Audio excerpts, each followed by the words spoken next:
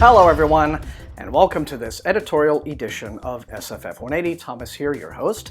As always, I am still in the process of putting my office together. There's a lot of organization yet to be done, a lot of disarray to be cleared up, but it'll get there.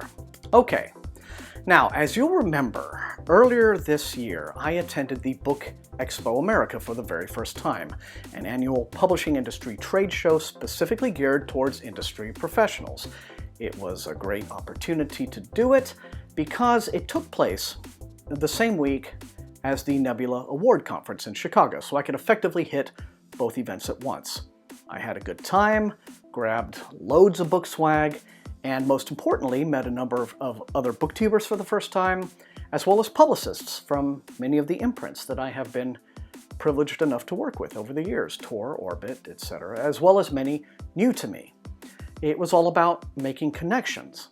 And while I was disappointed by the lack of representation for adult science fiction and fantasy at the conference, I still found it very much worth attending.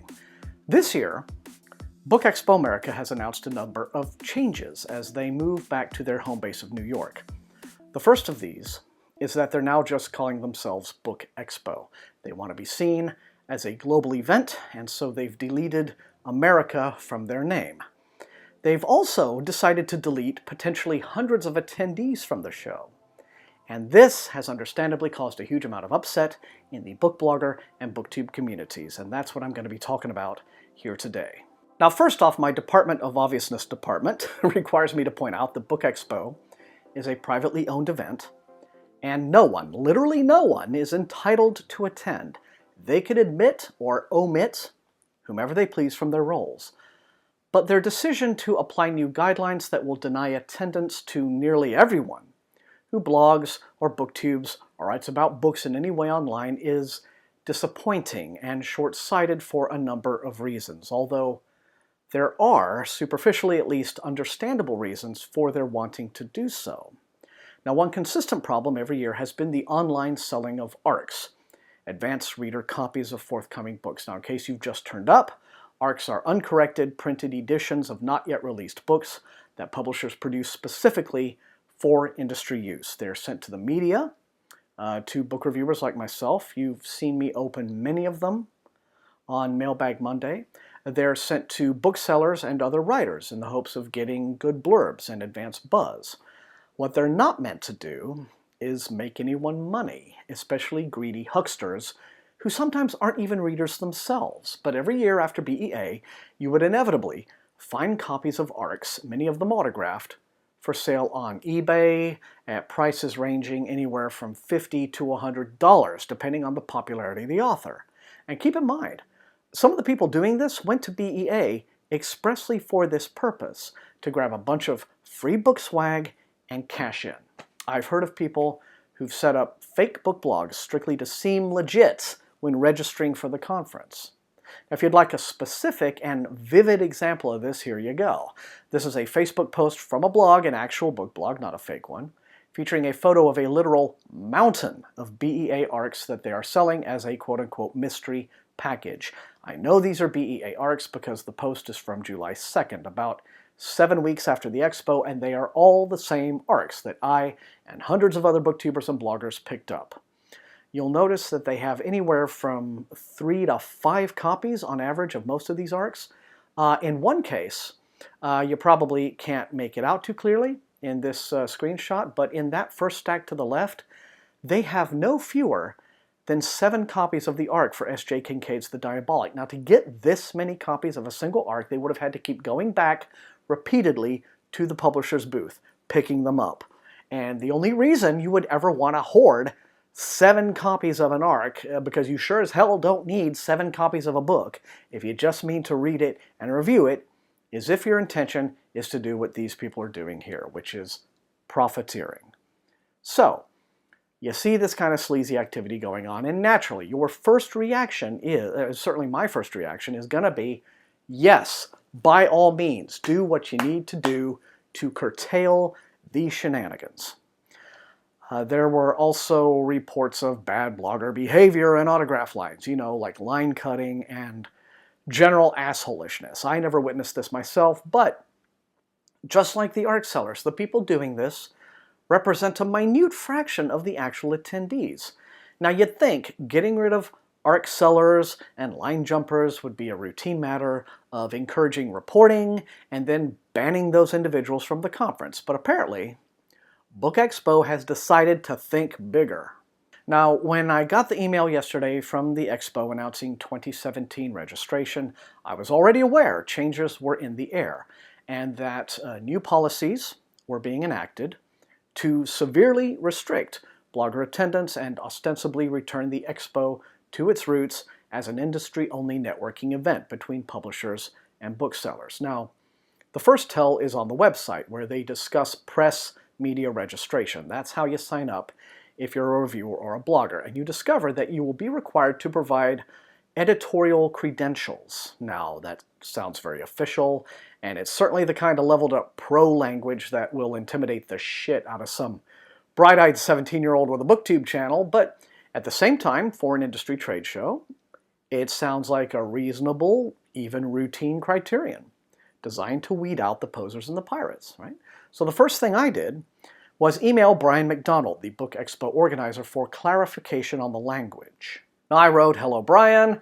I attended BEA last year, but it looks like I may be shut out this year. What exactly are the editorial credentials attending book reviewers will be required to provide?" A couple hours later, Brian wrote back saying, "Hey, Thomas, thanks for writing. Our professional registration assures our attendees are currently active in the field and contributing in their area of expertise. We like to know the readership and reach of reviewers." Again, so far so reasonable sounding. But the minute you open the registration form, you see the road has been lined with spike strips. The first one is right here, where you are expected to provide both your current and previous jobs. It's a pretty safe bet they expect these to be publishing industry-related jobs. They aren't going to be too impressed if you tell them you're a full-time student and your only job is part-time on the weekends working the register at Costco. In fact, we pretty much get confirmation of this with the next question. Quote, "Provide a detailed description of your daily duties as it relates to the book publishing and book selling industry." There it is. Now, in case you hadn't figured out by now, this eliminates pretty much every booktuber and almost every book blogger right in the first round.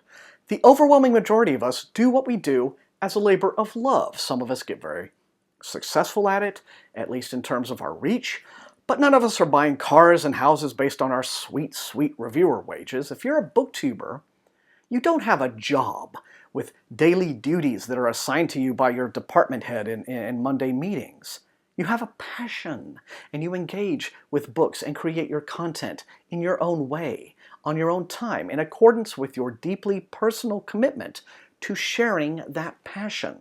Anyway, the application goes on with more questions in the same vein, essentially demanding to know why you think you're important and how your work as a blogger benefits the publishing industry. It may be tempting to answer that bit with, "Because I help sell books, assholes." But they might frown upon that. Now, Brian is also right. They want to know your reach. Tell them you have a book blog, and they want to know both your URL and your monthly traffic. Finally, you are asked for 2 industry references, something that I would have no trouble providing, but which again is going to keep most young and eager booktubers and bloggers permanently on the other side of the velvet rope. Finally, if you think you've managed to fill out everything to their satisfaction, you are told that, quote, "Completing this application does not register you for a professional badge for BookExpo 2017. Your application will be reviewed and a response on your status sent to you within 21 business days." So the registration isn't even a registration, it's an application, right? I mean, what else but a job application asks you for your employment history? Okay, so back to the initial point. This expo is a privately owned and operated affair, and they can conduct their business however they please. And no one is entitled to attend. All these things are true. So what's unfair about any of this? Do young, eager booktubers and bloggers have some right to expect to be treated like industry professionals and admitted into these exclusive industry events? Well, here are some of the reasons I find BookExpo's new policies disappointing at best and unfair at worst. First off, there's an underlying philosophy here that seems to condone traditional 20th century business models as the only valid business models, in a world where we're already over a decade and a half into the 21st century and the entire mechanism of promoting and reviewing and selling books has changed. To be living in the world of 2016 going on 17 and stubbornly refusing to accept that the internet is everything, that it's the media of choice for the next generation of readers, consumers, and influencers, and that a great many online personalities are independents, and that their independence is precisely what makes them appealing to their audience and their followers, is to be either simply naive or aggressively clueless. It isn't just that BookExpo's new criteria shuts out 17-year-old Jane Blow from Idaho with her 200 subs, shuts me out. Now, I'm not like some god of the book review world, okay? But I have a track record. I launched my website in 2001, and within the publishing niche of adult science fiction and fantasy, I'm a known guy, right? I know agents, I know editors, I know authors and publishers, I know publicists, and I've had my reviews quoted on the front covers and the back covers and the inside flaps of SFF novels from every Big Five publisher. But because I can't list 2 publishing industry employers who aren't me, I can't pass their application, even with a website featuring nearly 1,000 reviews, while some dude who's published 1 review at the Huffington Post and another one at The Guardian gets a badge, no problem. It's this attitude of experience doesn't matter, credentials matter. Also, if BookExpo is dismayed that their expo has become too much about signings and not about taking meetings and shifting product, why penalize the bloggers and booktubers? After all, it was the exhibitors, the publishers, who decided to boost their foot traffic by turning their booths into competing autograph lines, complete with exclusive arcs you could only get if you stood in a ticketed autograph line. And when those exclusive signed arcs turn up on eBay, well, yes, I have deplored that practice, but again, when you create that situation, it's pretty foolish to act shocked when some attendees inevitably decide to exploit it. And it's just plain bullshit to respond to the problem by penalizing the majority of attendees who did not take advantage in that way, when you should be probably issuing guidelines to your exhibitors about creating gigantic autograph mob scenes in the first place. For top-selling categories like young adult, those readers know where they like to go to get the information they seek. Some young girl, and a huge chunk of the YA demographic is millennial women, looking for info on Sarah J. Maas, or whatever the hell is going on with Harry Potter this week, isn't looking for that information in the New York Times, or Kirkus, or Publishers Weekly, or Entertainment Weekly, or the New York Review of Books. She's watching Emma, or Katie Tastic, or Little Book Owl, those kinds of booktubers featuring her peers, people that she can relate to. And as a consumer, her buying decisions are going to be made from what she hears from them, not from a full-page ad in Teen Vogue. And while it is the case that publishers themselves are fully alive to the world of blogs and booktube, and the best ones engage their publicity efforts as best they can with these online communities, for BookExpo to tell this audience of eager readers and book buyers, okay, millennial ladies, keep buying and promoting all of this stuff, but yeah, you don't actually get to sit with us. No. Ew! Go away, cooties! Cooties, go away! Yeah, BookExpo, you might very well find that in the long run, you and your exhibitors are going to be missing them a lot sooner than they miss you. And that's all I got time for in this episode of SFF180. I want to thank all of you for joining me.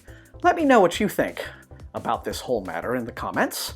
But otherwise, if you enjoyed watching, please hit the like button, share the video far and wide, and above all, please subscribe if you have not done so. That is how SFF180 grows as a channel. You can also support the channel at my TeePublic store. And beyond that, yes, thank you all once again for joining me, and until I see all you awesome people next time, happy reading.